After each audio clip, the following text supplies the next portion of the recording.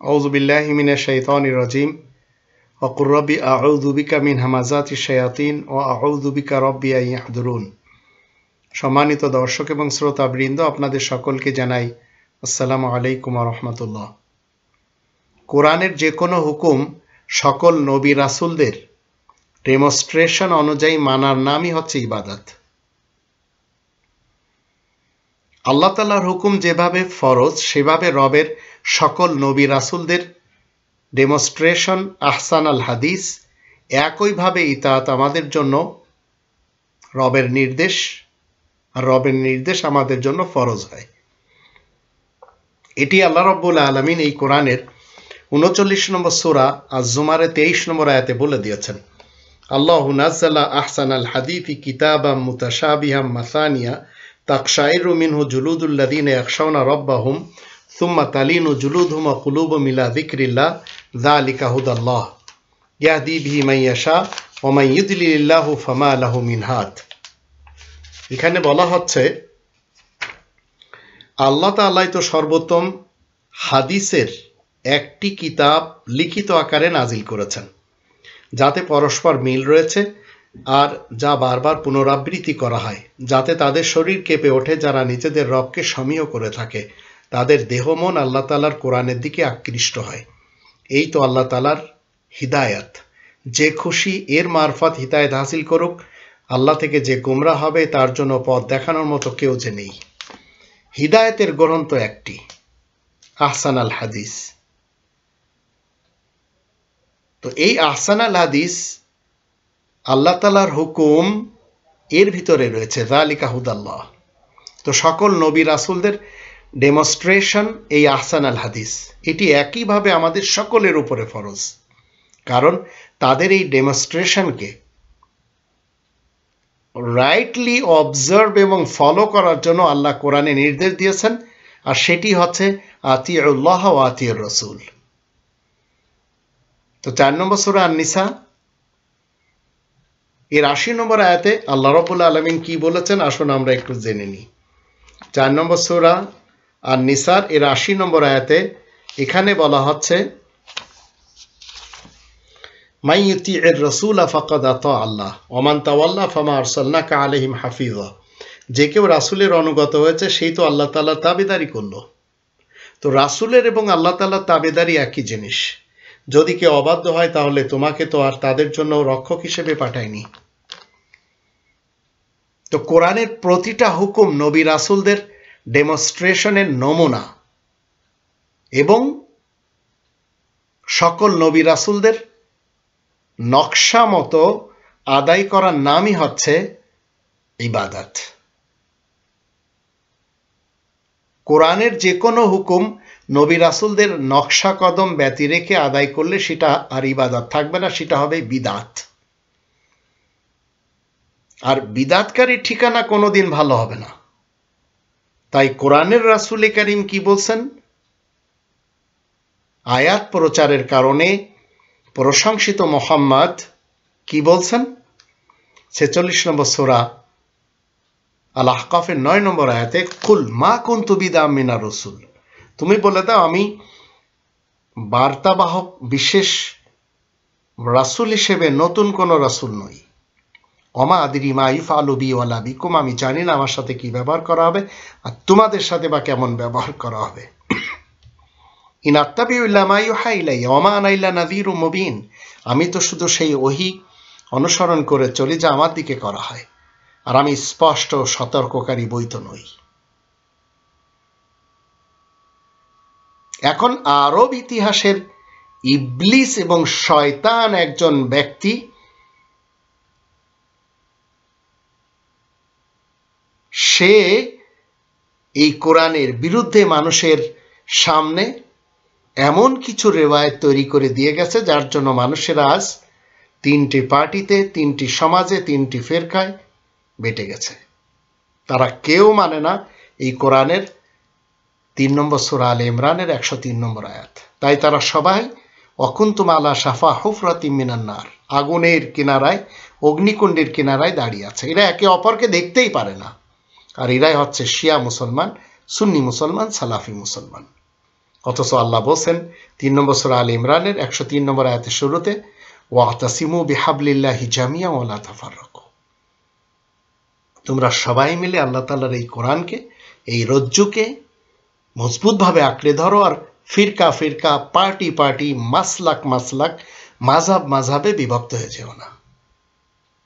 তো আরব ইবলিশ শয়তানের অনুসারী নিজেরা বলছে আমরা সেই বিশেষ ইবলিস এবং শয়তানের অনুসারী।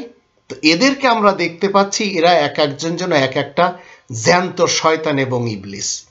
তাই এদের থেকে বাঁচার জন্য আপনাকে এবং আমাকে 2 নম্বর সূরা আল বাকারার 185 নম্বর আয়াতের দৃষ্টিতে আর 3 নম্বর সূরা আলে ইমরানের 96 নম্বর আয়াতের দৃষ্টিতে কোরআনকে এবং কাবাকে আঁকড়ে ধরতে হবে। আর যাদের মেনে চলতে হবে, যাদেরকে বন্ধু হিসেবে বানাতে হবে, তাহলে তারা হচ্ছে নবিয়িন, তারা হচ্ছে আল্লাহ তাআলার রাসূল, তারা হচ্ছে আল্লাহ তাআলার সিদ্দিকিন, শুহাদা, সালেহিন। তো রাসূলদের মেনে চলতে হবে, নবীদের মেনে চলতে হবে, সিদ্দিকদের মেনে চলতে হবে, শুহাদাদের মেনে চলতে হবে, সালেহিনদের মেনে চলতে হবে। যদি না মেনে চলা হয় তাহলে 6 নম্বর সূরা আল আনআমের 159 নম্বর আয়াতের দৃষ্টিতে এমন ব্যক্তির সাথে এদের কারোর কোনো সম্পর্ক থাকবে না। তাই আল্লাহ বলেন ইন্নাল্লাযীনা ফাররাকু দীনাহুম ওয়া কানু শিয়া লাস্তা মিনহুম ফি শাই, যারা নিজেদের জীবন ব্যবস্থা এই কোরআনের বিধিবিধান বাদ দিয়ে অন্য জীবন ব্যবস্থাকে মেনে নিয়েছে, এদের সাথে তোমার কোনো যোগ সম্পর্ক নেই। তো রিডার দি কোরআন কখনো তাদেরকে মানবে না, কারণ এরাই রবের ইসলামী কিংডমে রব্বানি তন্ত্রকে ছেড়ে এরা মেনে চলেছে গণতন্ত্র, রাজতন্ত্র, সমাজতন্ত্র, মোল্লাতন্ত্রকে। তো এদের কাছে যত ডেমনস্ট্রেশন রয়েছে এগুলি আমরা ফলো করতে পারবো না, কারণ এদের কাছে আতিউল্লাহ ওয়া আতিউর রাসূল নেই। আর এরা মোহাম্মদ ইবনে আবদুল্লাহ সাহেবকে মনে করে চলেছে আল্লাহ তাআলার পক্ষ থেকে প্রেরিত রাসূল এবং নবী। তো কোরআনে নবীদের ফিরিস্তিতে মোহাম্মদ ইবনে আবদুল্লাহ সাহেবকে রাখাই হয়নি, যাদের ইক্তেদা আপনাকে আমাকে করতে হবে, আর তারা হচ্ছে 19 জন। আমরা যদি কোরআনের 6 নম্বর সূরা আল আনআমের 62 থেকে 89, 19 নম্বর সূরা মারিয়ামের 56 নম্বর আয়াত পড়ি, তখন 19 জন নবীদের আমরা দেখতে পাই, সেখানে মোহাম্মদ ইবনে আবদুল্লাহ ইবনে আব্দুল মুত্তালিব বিন হাশিমের নামই নেই। ইব্রাহিম, ইসহাক, ইয়াকুব, নূহ, দাউদ, সুলাইমান, আইয়ুব, ইউসুফ, মুসা, হারুন, জাকারিয়া, ইয়াহইয়া, ঈসা, ইলিয়াস, ইসমাইল, আলিয়াসা, ইউনুস, লূত, ইদ্রিস, এই 19 জন নবীদেরকে ইক্তেদা করা আপনার আমার জন্য ফরজ। তাই আল্লাহ বলেন 6 নম্বর সূরা আল আনআমের 90 নম্বর আয়াতে উলাইকাল্লাযীনা হাদাল্লাহ ফাবিহুদাহুম ইক্তাদি, এদের সকলকে আল্লাহ তাআলা হিদায়াত করেছেন, এরা সবাই নবী, এদের সকলের ইক্তেদা আপনার আমাকে করতে হবে। এটি হচ্ছে মুহাম্মদুর রাসূলুল্লাহ ওয়া খাতামান নাবিয়িনের সত্যায়িত করা। আর 33 নম্বর সূরা আল আহজাব এর 40 নম্বর আয়াতে আল্লাহ বলেন মা কানা মুহাম্মাদুন আবা আহাদিম মির রিজালিকুম ওয়ালাকিন রাসূলুল্লাহি ওয়া খাতামান নাবিয়িন ওয়া কানা আল্লাহু বিকুল্লি শাইইন আলিমা।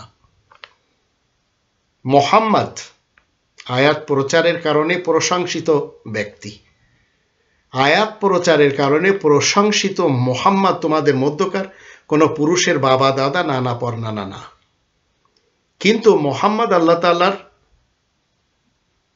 প্রেরিত দূত, বার্তাবাহক রাসূল, আর সকল বিশেষ খবরদাতাদের সিলমোহর। আল্লাহ তো সবকিছু বেশ জানেন। তো মুহাম্মদুর রাসূলুল্লাহ ওয়া খাতামান নাবিয়িনের সিল যদি লাগানো না থাকে, তাহলে আপনি কোরআনের যে কোনো হুকুম যা সকল নবী রাসূলদের ডেমনস্ট্রেশন অনুযায়ী মানার নাম হচ্ছে ইবাদত, যখন নবী রাসূলদের কর্মকাণ্ড আপনি কোরআন থেকে পাচ্ছেন না,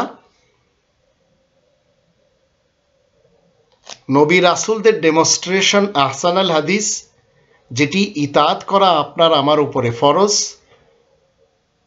তাদের এই ডেমনস্ট্রেশনকে রাইটলি অবজার্ভ এবং ফলো করার জন্য আল্লাহ কোরআনে নির্দেশ দিয়েছেন। যদি আপনার জীবনে কোরআনের মুহাম্মাদুর রাসূলুল্লাহ ওয়া খাতামান নাবিয়িনের সত্যায়িত না থাকে, ধরা খাবেন। তো মুহাম্মাদুর রাসূলুল্লাহ ওয়া খাতামান নাবিয়িন কখনো মুহাম্মদ ইবনে আব্দুল্লাহ হয় না। মানুষেরা মনে করে চলেছে ইতিহাসের ব্যক্তি হচ্ছে কোরআনের মুহাম্মাদুর রাসূলুল্লাহ ওয়া খাতামান নাবিয়িন, আসলে তা না। মুহাম্মাদুর রাসূলুল্লাহ হতে হলে আপনাকে আয়াত প্রচারের কারণে প্রশংসিত হতে হবে। তা আপনি যদি হাদিস প্রচার করেন, আপনি যদি রিওয়ায়াত প্রচার করেন, আপনি যদি শানে নুজুল প্রচার করেন, আপনি যদি তাফসির প্রচার করেন, আপনি যদি ফলসফা এবং উসুল প্রচার করেন, আপনি যদি মান্তিক এবং সিরাত প্রচার করেন, মুহাম্মাদুর রাসূলুল্লাহ ওয়া খাতামান নাবিয়িন আপনি কখনো তার পক্ষ থেকে সত্যায়িত পাবেন না, আর মুহাম্মাদুর রাসূলুল্লাহ হতেও পারবেন না। মুহাম্মদ হতে হলে আয়াত প্রচারের কারণে প্রশংসিত হতে হবে। তো আয়াত প্রচারের কারণে প্রশংসিত ব্যক্তি হচ্ছে মুহাম্মদ। সেই অনগোয়িং প্রসেসে বর্তমান চলিতকালে রবের ইসলামী কিংডমে জীবিত থাকে।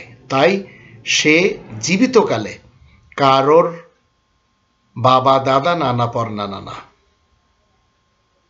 কিন্তু আরব ইতিহাসের মুহাম্মদ ইবনে আব্দুল্লাহ সাহেবের 4টি বা 5টি পুরুষ সন্তান এবং 4টি কন্যা সন্তান আর 12টি বিবাহিতা স্ত্রী আর 2টি অবিবাহিত স্ত্রী ছিল।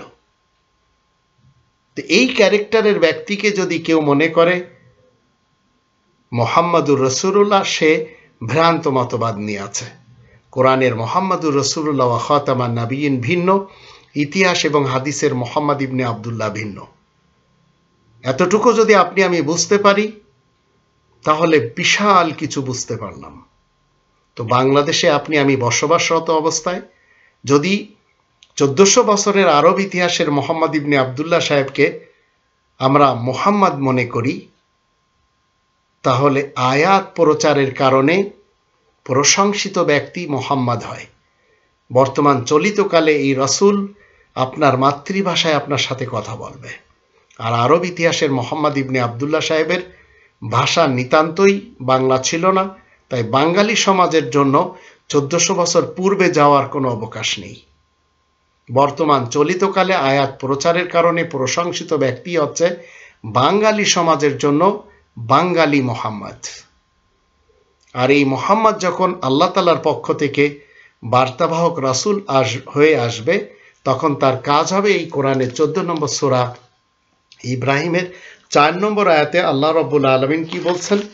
ওয়ামা আরসালনা মির রাসূলিন ইল্লা বিলিসানি কওমিহি লিয়ুবাইয়িনা লাহুম ফায়ুদিল্লুল্লাহু মান ইয়াশা ওয়া ইয়াহদি মান ইয়াশা ওয়া হুয়াল আজিজুল হাকীম। আমি রাসূল হিসেবে, বার্তাবাহক রাসূল হিসেবে যাকেই প্রেরণ করি সে তার জাতির ভাষায় তাদেরকে বিস্তারিতভাবে বুঝিয়ে দেয়। তারপরে যে পথভ্রষ্ট থাকতে চায় তাকে আল্লাহ পথভ্রষ্ট রাখেন, আর যে খুশি সহজ সরল পথে চলে থাকে। আল্লাহ তো প্রতাপশালী ও মহান কৌশলী। তো আপনার আমার জীবনে তলাশ করতে হবে আয়াত প্রচারের কারণে প্রশংসিত মুহাম্মদকে। আল্লাহ আমাদের সবাইকে মুহাম্মাদুর রাসূলুল্লাহ ওয়া খাতামান নাবিয়িনের সত্যায়িত করা মুহাম্মদকে আমাদের জীবনে যেন আমরা পেতে পারি সেই তৌফিক দান করুন, যে রাসূল আমাদের মাতৃভাষায় আমাদেরকে কোরআন বুঝিয়ে দিবেন।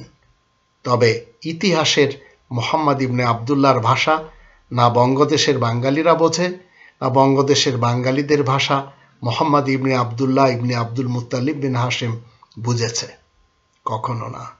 আর সেই লোকটি কারোর বাবা দাদা নানা পরনানা ছিল।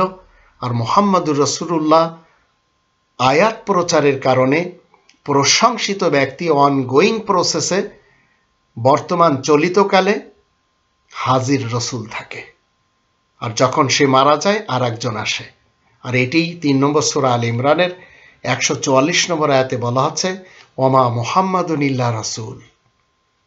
আর আয়াত প্রচারের কারণে মুহাম্মদ আল্লাহ তাআলার বার্তাবাহক রাসূল ছাড়া কিছুই না। কদ খালাত মিন ক্বাবলিহির রাসূল। তার পূর্বে সকল রাসূল যারা আয়াত প্রচারের কারণে মোহাম্মদ ছিল অতীত হয়ে গেছে। আফা ইম মাতা, যদি সে মারা যায়, আও কুতিলা, অথবা কতল হয়ে যায়, ইনকলাবতুম আলা আকাবিকুম, তাহলে তোমরা কি পিঠ পিছে ফেরত যাবে? ওমাই ইয়ানকালিব আলা আকিবাইহি ফালা ইয়াদুরুল্লাহ শাইআ ওয়া সায়াজজিল্লাহু শাকিরিন, তাহলে সে আল্লাহ তাআলার কোনো ক্ষতি করতে পারবে না, আর যারা কৃতজ্ঞ তাদেরকে আল্লাহ তাআলা উত্তম প্রতিদান দেবেন। তো আপনাকে আমাকে আয়াত প্রচারের কারণে প্রশংসিত হতে হবে। আর মুহাম্মদুর রাসূলুল্লাহর সর্বকালের সঙ্গী সাথীগণ নিজেদের মধ্যে রহমদিল হয়, রোহামা ও বাইনাহুম হয়, আর আশিদ্দা ও আলাল কুফার হয়, আয়াত গোপনকারীদের উপরে কঠোর হয়। এটি আপনাকে আমাকে হতে হবে যদি আমি আয়াত প্রচারের কারণে প্রশংসিত মুহাম্মাদের সঙ্গী সাথী হই। এটি 48 নম্বর সূরা আল ফাতহ এর 29 নম্বর আয়াতে আল্লাহ বলে দিয়েছেন। আল্লাহ আমাদের সবাইকে মুহাম্মদুর রাসূলুল্লাহ ওয়া খাতামান নাবিয়িনের সত্যায়িত করা মুহাম্মদকে অনুসরণ করে জীবন কাটানোর তৌফিক দান করুন, তবে আরব ইতিহাসের মুহাম্মদ ইবনে আব্দুল্লাহর না।